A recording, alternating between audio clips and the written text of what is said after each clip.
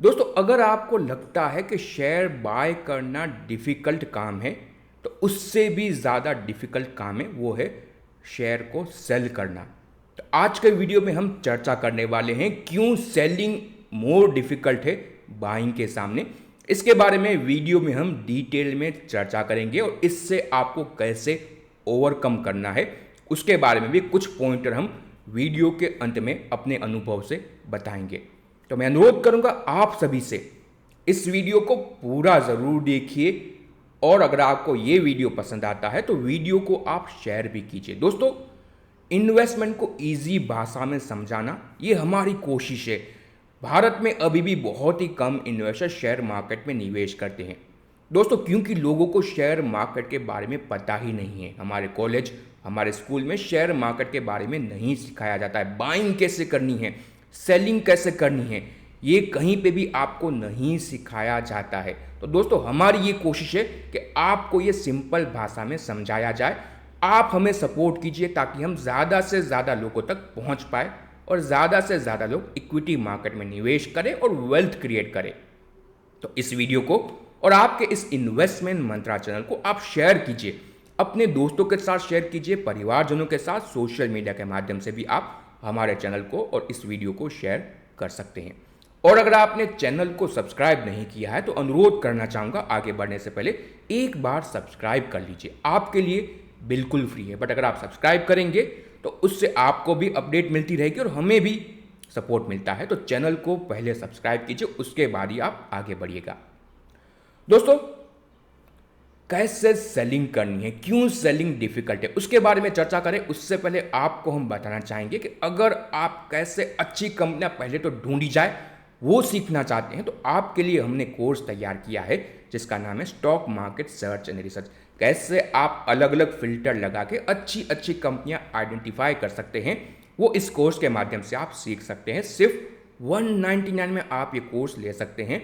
Link हमने description दी है, वहाँ पर जाके आपको हमारा मोबाइल एप्लीकेशन डाउनलोड करना है और वहाँ पर स्टोर में जाके आप ये कोर्स ले सकते हो। और वहाँ पे हमारा फंडामेंटल कोर्स भी है जिसका नाम है ABC ऑफ स्टॉक इन्वेस्टिंग, वो भी आप चाहें तो अवेल कर सकते हैं। तो अनुरोध करूँगा वीडियो के ख़त्म होते ही आप दोनों के दोनों कोर्स ज़रूर चेक कीजिएगा। दोस्तों, बाइंग, शेयर बाइंग में कई सारे प्रोसेस लगते हैं। आपको डिटेल रिसर्च करनी पड़ती है कंपनी के बारे में, सेक्टर के बारे में और इकोनॉमी के बारे में। हमारे पिछले वीडियो में हमने 3I अप्रोच के बारे में चर्चा की थी कि कैसे आपको 3 अलग अलग, अगर आप देखें, आयाम देखने पड़ते हैं किसी भी शेयर को परचेज करने से पहले। तो शेयर बाइंग में बहुत लंबा काम लगता है, बट दोस्तों उससे भी डिफिकल्ट चीज़ें वो है किसी शेयर को सेल करना। दोस्तों, क्यों ये डिफिकल्ट चीज़ है? दोस्तों, ये जो शेयर बाइंग का डिसीजन है, अगर आप फ्रेश बाय कर रहे हैं तो ये एक बाइनरी डिसीजन है। आपको खरीदना है या आपको नहीं खरीदना है। इसमें आप कोई लेगेसी लेके नहीं चल रहे हैं, आप कोई शेयर के साथ हिस्ट्री लेके नहीं चल रहे हैं, आपको कोई इमोशन अटैच नहीं है उस बाइंग डिसीजन के साथ। तो ये थोड़ा ईजी डिसीजन हो जाता है कि आपको पैसे वहाँ पे निवेश करने हैं। तो दोस्तों, जनरली लोग बाइंग तभी करते हैं जब उनके पास एक्सेस कैश होता है। तो ऐसे समय पे बाइंग इजी होती है और जनरली वो लॉन्ग टर्म के लिए निवेश करते हैं। तो ये एक इजी टास्क हो गया। दोस्तों, मैं इतना इजी नहीं बोलूँगा, बट सेलिंग के सामने बाइंग थोड़ा इजी टास्क है। दोस्तों, इसको आप, अगर मैं दूसरे एनोलॉजी में कन्वर्ट करने की कोशिश करूँ, ज़्यादातर आप लोगों ने कॉलेज अटेंड कर ली होगी। दोस्तों, कॉलेज का पहला दिन डिफ़िकल्ट होता है, तो उससे भी ज़्यादा डिफ़िकल्ट होता है कॉलेज का आखिरी दिन, क्योंकि आपने 3, 4, 5 साल जहाँ पे आप कॉलेज किए हैं तो वहाँ पे आपके कई सारे दोस्त बने, कई सारे आपके वहाँ पे मेमोरी बने। उसके बाद जब आखिरी दिन आता है कॉलेज से निकलने का, तो वहाँ पे फिर कई सारे इमोशन आते हैं। उसके कारण आखिरी दिन पहले दिन से ज़्यादा मुश्किल होता है। तो सेम वे पे आप समझ सकते हैं कि किसी भी शेयर को बाय करने से सामने किसी भी शेयर को सेल करना बहुत ही डिफ़िकल्ट होता है। दोस्तों, आपके लिए, मेरे लिए, सभी के लिए डिफ़िकल्ट होता है। तो उसके लिए थोड़ा बहुत आपको रैशनली थिंकिंग करना पड़ेगा। तो उसके बारे में ही वीडियो में हम चर्चा करने वाले हैं। दोस्तों, इजी प्रोसेस नहीं है, फिर भी कुछ आप बेसिक डेटा ध्यान में रखेंगे तो थोड़ा इजी आप इसको बना सकते हैं। सबसे पहले दोस्तों, शेयर आप बेचेंगे तो दो वहाँ पे केसेस हो सकते हैं, या तो आप प्रॉफिट में बेच रहे हैं या तो आप लॉस में बेच रहे हैं। दोस्तों, ज़्यादातर इन्वेस्टर लॉस में, अगर आप देखिए, बेच ही नहीं पाते हैं। क्यों नहीं बेच पाते हैं लोग लॉस में? दोस्तों, सबसे पहले तो एक बहुत बड़ा बिहेवियर बायस जिसके ऊपर हमने डिटेल में वीडियो भी तैयार किया है, इसलिए हम कंटिन्यूसली आपको कहते हैं हमारे बिहेवियर बायस के वीडियो आप देखिए। आज संडे है तो आप सारे के सारे बिहेवियर बायस के वीडियो ज़रूर देखिए। दोस्तों आज के संडे के दिन सुबह तकरीबन 8 बजे हैं और मैं यहाँ पे ऑफिस में अगर वीडियो बना सकता हूँ तो आप अपने घर पे बैठ के बिहेवियर बायस के जो हमारे 15-20 वीडियो हैं वो डेफिनेटली देख सकते हैं। लिंक हमने डिस्क्रिप्शन में दी है, वहाँ पे आप जाके सारे के सारे बिहेवियर बायस के वीडियो ज़रूर देखिए आज के दिन के अंत तक। दोस्तों तो उसमें हमने एक बिहेवियर बायस के बारे में चर्चा की है, संक कोस्ट। ये क्या होता है? जब दोस्तों आपने किसी भी शेयर में निवेश किया, हम पर्टिकुलर शेयर के बारे में चर्चा करते हैं, ये संक कोस्ट आपके दूसरे लाइफ में भी काम करता है। जब आप वीडियो देखेंगे तो आपको पता चलेगा। अगर शेयर में आपने निवेश किया है तो वहाँ पे फिर आपने कई सारा अपना रिसर्च पहले तो प्राइमरी लेवल पे किया है, तो वो रिसर्च आपने टाइम दिया, उसके बाद आपने अपने बड़े पैसे वहाँ पे लगाए। तो दोस्तों यहाँ पे जो आपने टाइम दे दिया, आपने पैसे लगा दिए और फिर आप गलत हो गए हैं। आप वहाँ पे अगर आप देखें शेयर में आपको लॉस हो रहा है, आपको भी पता है कि आप गलत हो गए, बट क्योंकि आपने वहाँ पे बड़ा टाइम दिया है, बड़ा आपने पैसा लगाया है, तो फिर उसको लेट गो करना बहुत मुश्किल होता है। ये एक बिहेवियर बायस है दोस्तों, आपकी भी गलती इतनी नहीं है, बिहेवियर बायस है, ह्यूमन बायस एक ऐसा है जो आपको वहाँ पे अगर आप देखें रजिस्ट करता है वहाँ से एग्जिट लेने में। तो दोस्तों ये एक बड़ा डिफिकल्ट काम होता है जब आप लॉस में होते हैं वहाँ पे एग्जिट लेना। और दोस्तों ज़्यादातर इन्वेस्टर लॉस में कभी बेचते नहीं। हमने कई सारे इन्वेस्टर के साथ चर्चा की, अभी भी कई सारे इन्वेस्टर को हम जानते हैं जो 10-10 साल से सुज़लोन जैसी कंपनी को होल्ड कर रहे हैं गलत आशा में कि ये कंपनी यहाँ से रिकवर कर जाएगी। कई सारे लोगों को ये भी एक गलत धारणा होती है कि मेरा भाव आएगा तब मैं निकल जाऊँगा। दोस्तों ये मेरा भाव, ये एक एंकरिंग बायस है। दोस्तों मार्केट में कोई राइट भाव नहीं होता है, जो करंट भाव है वो में भी सही भाव है। तो आपको फिर एक क्रिटिकल थिंकिंग करना ज़रूरी है। जब आप लॉस में बेच रहे हैं तो वहाँ पे आपको क्रिटिकल थिंकिंग लेना पड़ेगा। दोस्तों एक किस्सा बताता हूँ, रियल किस्सा है। हमारे एक HNI क्लाइंट है, नाम नहीं लूँगा, उनके पास 2 लाख यस बैंक के शेयर है। पिछले तकरीबन 5 साल से हमारे साथ जुड़े हुए हैं। पिछले 4 साल से उनको मैं कंटिन्यूसली एक्सप्लेन कर रहा हूँ कि यस बैंक में उनके पास 2 लाख शेयर है, तकरीबन 50 लाख का इन्वेस्टमेंट है, एवरेज भाव 25 रुपये के आसपास का है। और हम जानते हैं पिछले तकरीबन 3-4 साल से यस बैंक का भाव 12 से 15 के बीच में ही घूम रहा है। 2 साल से मैं उनको रैशनली समझाने की कोशिश कर रहा हूँ कि यस बैंक में यहाँ से ऊपरी तरफ ग्रोथ आना बहुत ही ज़्यादा मुश्किल है। तकरीबन 2020 के साल में उनको हमने रिकमेंड किया था कि यस बैंक में जो भी लॉस है, तकरीबन उस समय पे 25 लाख का लॉस था, वो लॉस बुक करके BSE उस समय पे हम रिकमेंड करते थे। BSE उस समय पे आप चेक करेंगे 2020 के आसपास 200 रुपये के भाव पे, बोनस एडजस्टेड भाव में बोल रहा हूँ, 200 रुपये के भाव पे मिल रहा था। तो हमने सजेस्ट किया था 200 रुपये के भाव के आसपास आप BSE ले लीजिए। वहाँ से शेयर तकरीबन 1000 का हाई भी लगा के आया, आज तकरीबन 550 के आसपास चल रहा है। और यस बैंक आप देख लीजिए पिछले 3 साल में 12 रुपये से 15 रुपये ही आया है। तो दोस्तों वो उन्होंने जनरली अगर आप देखिए नहीं किया, क्योंकि वो लॉस बुक करना नहीं चाहते थे, अपने भाव का लिए वेट कर रहे थे। उसके बाद पिछले साल हमने रिकमेंड किया कि आप यस बैंक में से लॉस बुक कीजिए और डेटामेटिक्स जो हम पिछले कुछ समय से रिकमेंड कर रहे हैं वो ले लीजिए। उस समय डेटामेटिक्स का भाव था 300 रुपये का, यस बैंक का भाव था 15 रुपये का। ये तकरीबन नवंबर या अगस्त की बात है पिछले साल की।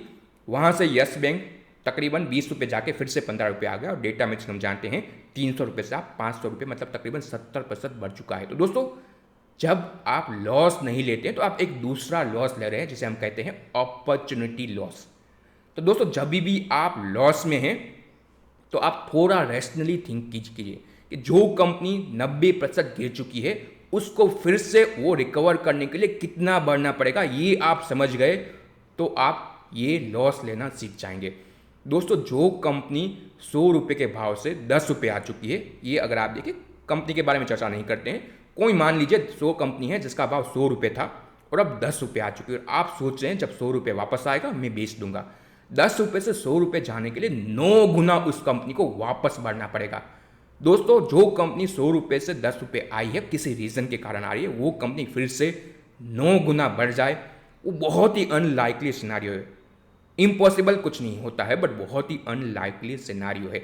20-30% करेक्शन ओके होता है, वो किसी अच्छी कंपनी में भी हो सकता है, बट अगर 90% कंपनी का अगर आप देखिए मार्केट कैप गिर चुका है तो उसमें कोई बड़ी प्रॉब्लम होगी, तभी वो गिरा होगा। और वो फिर से 9 गुना वापस बढ़ जाए वो बहुत ही डिफ़िकल्ट चीज़ होती है। उसके लिए बहुत ही बड़ा, अगर आप देखें, मैनेजमेंट को चेंज करना पड़ेगा या फिर बहुत ही लंबा टाइम फ्रेम लगेगा।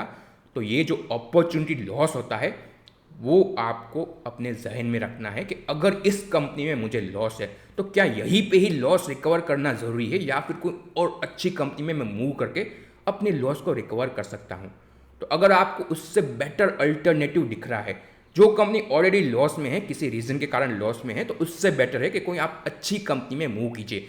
यस बैंक और बीएसई का हमने लाइक टू लाइक कंपैरिजन हमारे क्लाइंट को बताया कि क्यों यस बैंक में भाव नहीं बढ़ेगा और क्यों बीएसई में भाव बढ़ेगा। यस बैंक के पास बहुत बड़ा डेट था, जिसके सामने BSE debt free cash company थी और बीएसई का भाव भी बढ़ा और यस बैंक का भाव नहीं बढ़ा।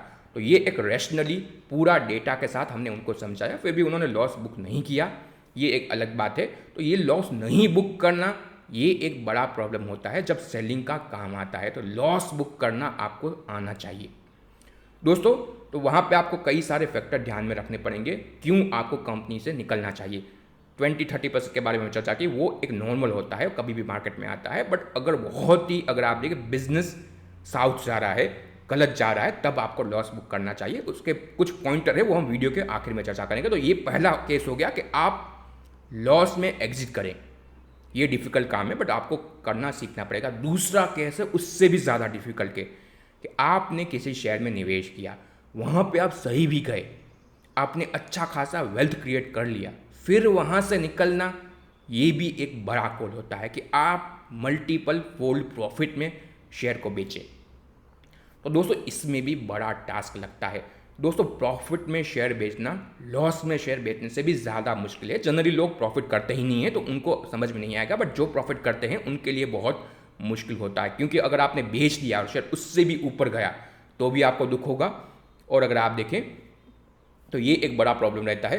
तो यहाँ पे क्या करना है आपको दोस्तों, क्यों ये नहीं कर पाते उसके बारे में चर्चा करें। तो वैसे हमने ऑलरेडी चर्चा की कि यहाँ पे भी आपके कई सारे इमोशन जुड़े हुए हैं। पहले तो आपने शेयर में निवेश किया, बड़ा टाइम वहाँ पे आपने दिया है और आप सही भी किए हैं, तो वहाँ पे आपका कॉन्फिडेंस बायस आ जाता है, कन्फर्मेशन बायस आ जाता है कि आप अब उस कंपनी के बारे में सिर्फ अच्छा ही देख रहे हैं, क्योंकि आप सही जा रहे हैं। तो थोड़ा बहुत ईगो भी लोगों के अंदर आ जाता है कि मैं सही हूँ इस कंपनी में और ये कंपनी यहाँ से भी ऊपर जाती रहेगी।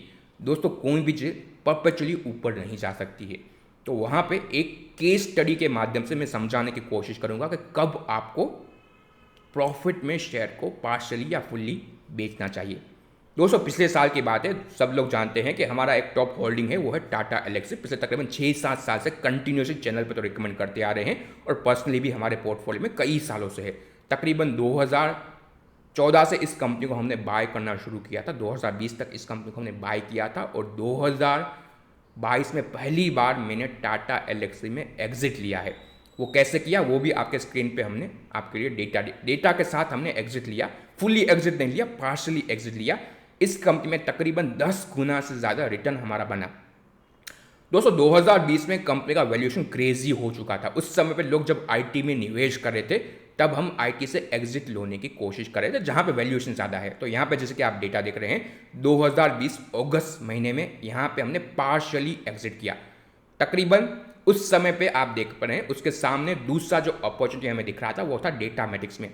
तो ये जो आप टेबल देख रहे हैं, ऐसा टेबल मैंने नहीं बनाया था, एक हमारे पास वर्कबुक है उसमें हम कंटिन्यूसली ऐसे डेटा बनाते रहते हैं। आपके लिए थोड़ा एक बेटर टेबल हमने यहाँ पे क्रिएट किया है, बट यही सारे डेटा हमने वहाँ पे भी चेक किए थे।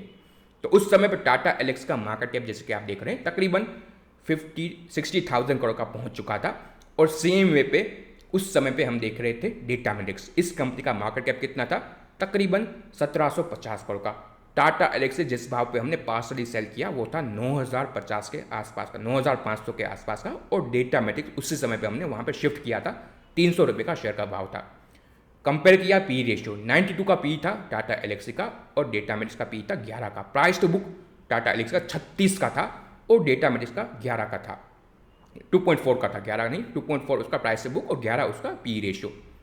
उसके बाद अगर आप देखें तो फ्यूचर ग्रोथ, दोस्तों ये भी ध्यान रखना जरूरी। जब आप किसी कंपनी में एग्जिट लेते हैं तो उसके मल्टीपल कारण हो सकते हैं। सबसे पहले तो आपको पैसों की ज़रूरत है तो आप एग्जिट ले सकते हैं, या फिर फ्यूचर ग्रोथ आपको नहीं दिख रही है तो फिर आप दूसरी अपॉर्चुनिटी आपको दिख रही है कि नहीं। तो हमें एक दूसरी अपॉर्चुनिटी दिख रही थी वो था डेटा मैट्रिक्स।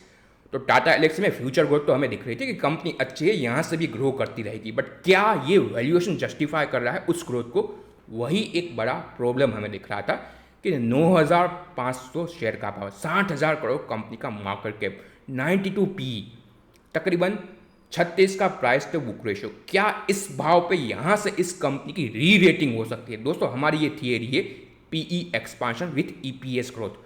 ईपीएस ग्रोथ हमें दिख रही थी कि टाटा एलेक्सी में ईपीएस ग्रोथ तो आती रहेगी, बट क्या यहाँ से 92 का पी अब यहाँ से 120, 150 का पी पहुँच जाएगा?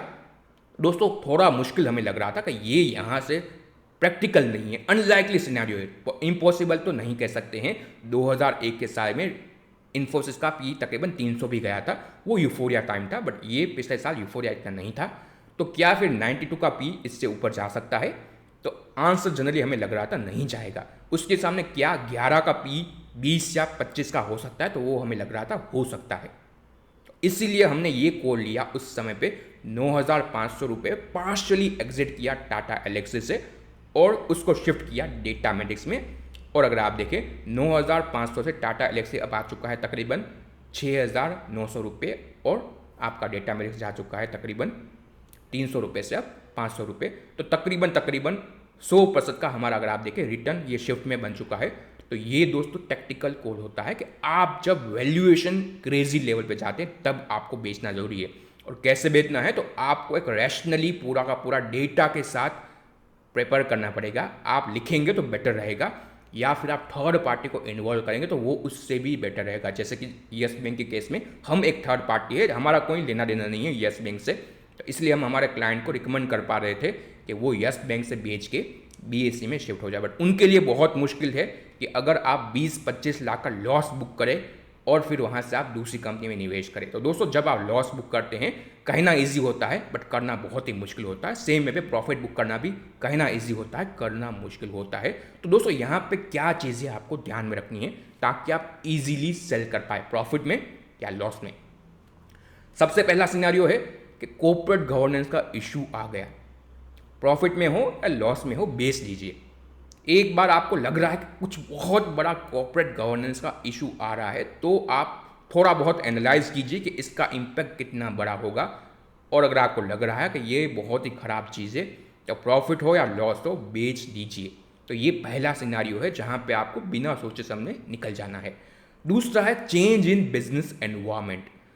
दोस्तों बिजनेस कभी भी परपेचुअली ग्रो नहीं कर सकता है। अगर कंपनी कंप्लीसेंट हो गई, वो बिजनेस को आगे ग्रो करने के लिए कोई तैयारी नहीं कर रही है, या फिर ऐसी ही कंपनी है जिसका बिजनेस इवेंचुअली सनसेट में जा रहा है, तो फिर आपको वहाँ से एग्जिट लेना सीखना पड़ेगा। कि आपको लग रहा है कि यहाँ से अब ये कंपनी और ज़्यादा ग्रो नहीं कर सकती है या फिर मार्केट सैचुरेटेड हो गया है, तो फिर आप वहाँ से एग्जिट ले लीजिए। एक कंपनी जो 10,000 या 50,000 करोड़ का जो एड्रेसेबल मार्केट है वहाँ पे काम करे, कंपनी का खुद का मार्केट कैप 40,000 करोड़ पहुँच चुका है और एड्रेसेबल मार्केट है 50,000 करोड़ का, तो क्या फिर ये एड्रेसेबल मार्केट यहाँ से और एक्सपांड होगा या श्रिंक होगा? ये थोड़ा बहुत आपको एनालाइज करना पड़ेगा, सेक्टोरल एनालिसिस करना पड़ेगा। बट अगर आप बड़ा पैसा निवेश करें तो ये सब चीज़ें आपको करनी पड़ेगी। तो अगर आपको लग रहा है कि बिजनेस एनवायरनमेंट चेंज हो रहा है तो फिर आप एग्जिट ले सकते हैं, प्रॉफिट हो या लॉस हो। और तीसरा जो सिनारियो है वो है क्रेजी वैल्यूएशन, जो हमने चर्चा की टाटा एलेक्सी।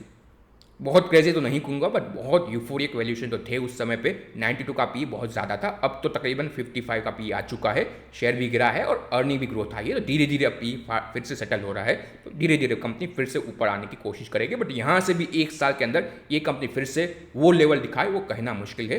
तो अभी भी देखें तो टाटा एलेक्सी सामने डेटामेटिक्स सस्ते वैल्यूएशन में ट्रेड कर रहा है, तो ये एक ट्रेड ऑफ आपको देखना पड़ेगा, अपॉर्चुनिटी कॉस्ट या क्रेजी वैल्यूएशन।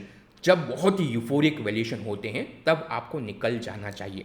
दोस्तों 2006 से 7 के बीच में यूनिटेक नाम की कंपनी तकरीबन 60 गुना बढ़ चुकी थी, क्रेजी वैल्यूएशन था। आपने वहाँ पे 20-30 गुना पैसे बना लिए तो फिर निकल जाना एक सही डिसीजन था, बट लोग नहीं निकले। वही कंपनी जो 60 गुना बढ़ी थी वो 90% 2008 में गिर भी गई, जहाँ से चली थी वहाँ पे वापस आ भी गई।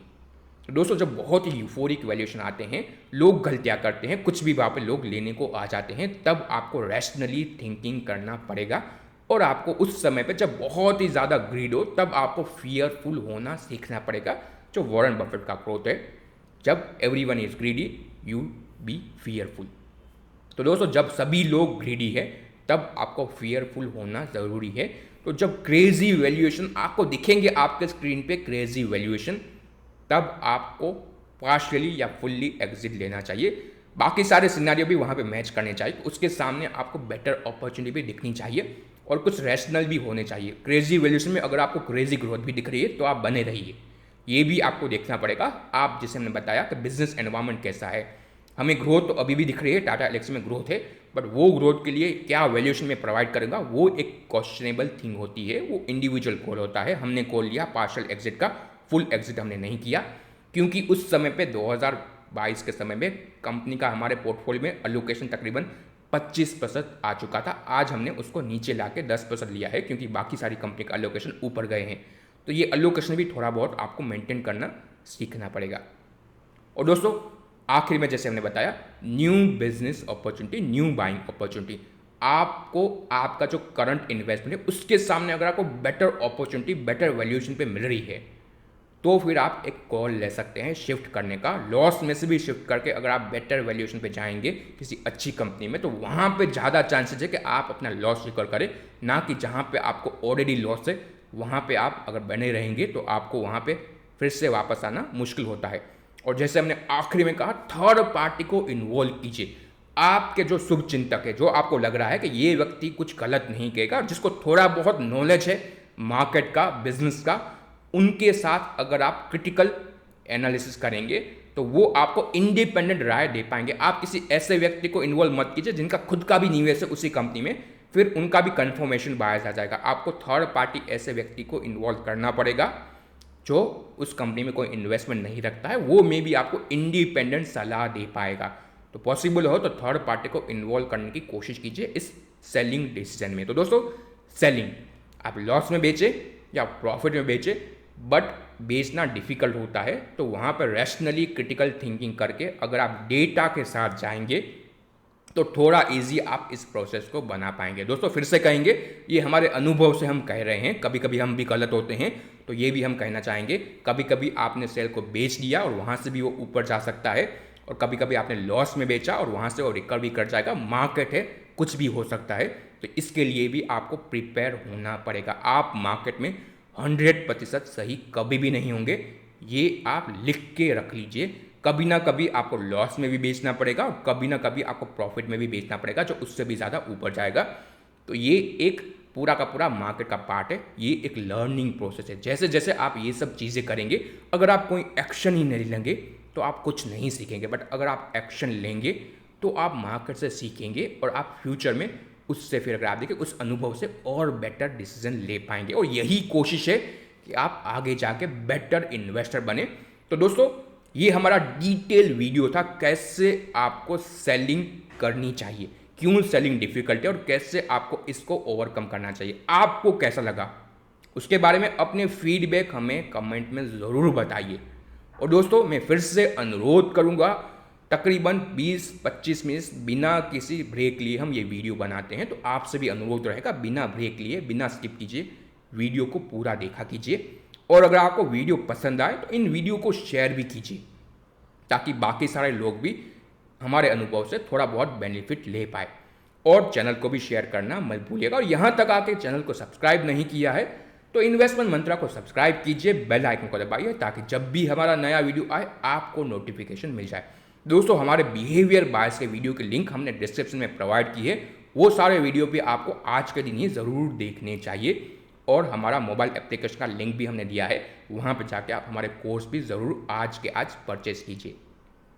Thank you for watching. जय हिंद, जय महाकाल।